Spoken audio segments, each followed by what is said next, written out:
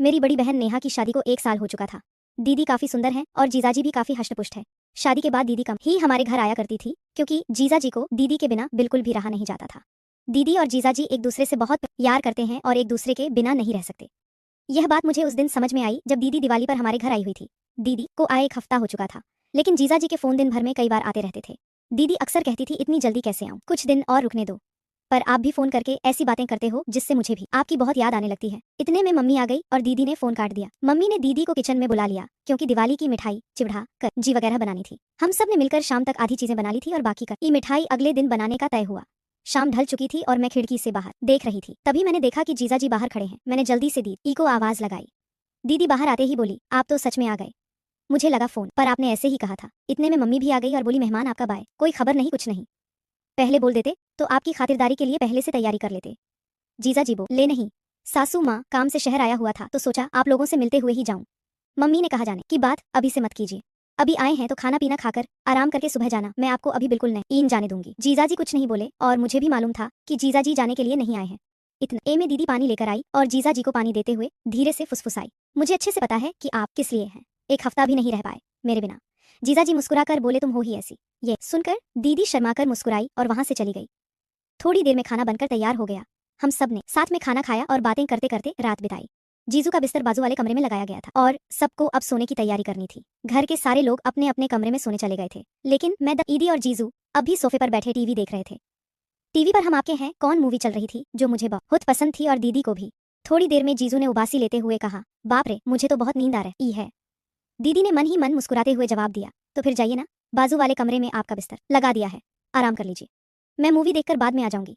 जीजू का चेहरा देखने लायक था, वह तो डाक खींच कर कमरे की ओर चले गए। मुझे और दीदी को हंसी आ रही थी लेकिन हमें कुछ नहीं कहा। हम दोनों मूवी देखने में लगे हुए थे। कुछ देर बाद दीदी ने मुझसे कहा, छोटी मुझे भी अब नींद आ रही है, मैं सोने जा रही हूँ। मैंने तुरंत कहा, दीदी अगर तुम भी चली जाओगी तो मुझे डर लगेगा, तुम्हें पता है ना रात में मुझे अकेले डर लगता है। दीदी थोड़ा ठिठकी और बोली, ठीक है थोड़ी देर रुक जाती हूँ। उसी वक्त जीजू ने कमरे से आवाज लगाई, नेहा पानी चाहिए। दीदी ने तुरंत कहा, रुको छोटी, मैं तुम्हारे जीजू को पानी देकर आती हूँ। मैंने कहा, ठीक है पर जल्दी आना। दीदी किचन से पानी की बोतल लेकर जीजू के कमरे में चली गई। मैंने सोचा अभी आएगी, लेकिन 5 मिनट बीत गए और पूरे घर में मुझे कोई नजर नहीं आया। डर के मारे मैंने दीदी को आवाज दी। थोड़ी ही देर में दीदी कमरे से बाहर आई। उनकी साड़ी थोड़ी अस्त व्यस्त थी, बाल बिखरे हुए थे और सांसें तेज चल रही थी। मैंने घबराकर पूछा, दीदी इतनी देर क्यों लगा दी, मुझे डर लग रहा था। दीदी ने हंसते हुए कहा, अरे वो कुछ नहीं, तुम्हारे जीजू को बहुत प्यास लगी थी इसलिए पानी देने में थोड़ा समय लग गया।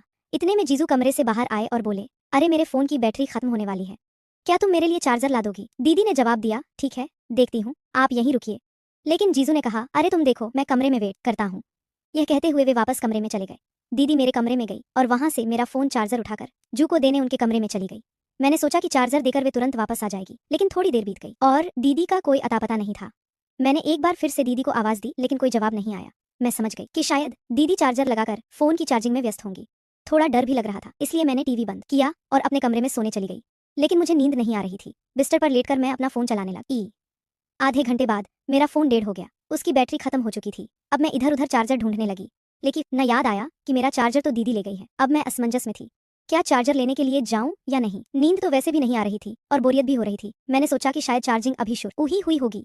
मन ही मन मैंने तर्क किया कि आजकल के फास्ट चार्जर कितनी जल्दी फोन चार्ज कर देते हैं। फिर भी कुछ फोन ऐसे होते हैं जिनकी बैटरी धीमी चार्ज होती है, चाहे कितना भी फास्ट चार्जर लगा लो वक्त लग ही जाता है। मैं सोचने लगी कि एक बार जाकर देख ही लूं कि जीजू का फोन कितना चार्ज हुआ है या फिर अभी चार्जिंग शुरू ही हुई है। लेकिन यह विचार मेरे दिमाग में घूम रहा था कि आखिर मुझे कमरे में जाना चाहिए या नहीं। मुझे बोरियत महसूस हो रही थी और फोन के बिना समय काटना मुश्किल लग रहा था। आखिरकार मैं चार्जर लेने के लिए जीजू और दीदी के कमरे की ओर बढ़ी। जैसे ही दरवाजा खोलने की कोशिश की, वह अंदर से बंद था।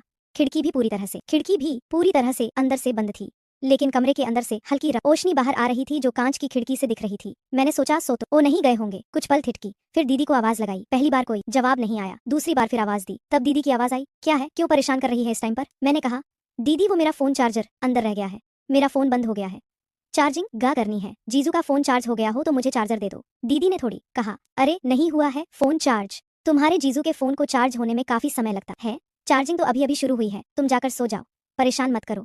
मैंने कहा, दी बस 10 मिनट के लिए चार्जर दे दो, मेरा फोन फास्ट चार्जिंग करता है। दीदी ने जवाब दिया, ठीक है बाबा लाती हूँ, तू अपने कमरे में जा। मैं अपने कमरे में लौट गई। थोड़ी देर बाद दीदी चार्जर लेकर आई और बोली, यह ले तेरा चार्जर, अब परेशान मत कर, जैसे ही मैंने चार्जर लिया, मेरी नजर दीदी पर पड़ी। मैंने पूछा, दीदी आपने ये क्या पहना है? ये तो जीजू का शर्ट है, आप तो साड़ी में थी ना। दीदी ने कहा, चुप बैठ, मैं जा रही हूँ। यह कहकर दीदी वापस कमरे में चली गई। मैंने चार्जर से अपना फोन चार्ज करना शुरू कर दिया। सिर्फ 50 मिनट में मेरे फोन की काफी बैटरी चार्ज हो गई थी। मैंने सोचा चलो अब चार्जर वापस दे आती हूँ। अगर दीदी सो भी रही होंगी तो मैं खुद जीजू का फोन चार्जिंग पर लगा दूंगी। मैं चार्जर लेकर दीदी और जीजू के कमरे की ओर गई। इस बार दरवाजा थोड़ा सा खुला हुआ था, शायद दीदी जल्द ही में बंद करना भूल गई होंगी। जैसे ही मैंने दरवाजा खोला और अंदर कदम रखा, मेरे सामने ऐसा नजारा था जो मैंने अपनी जिंदगी में कभी नहीं देखा था।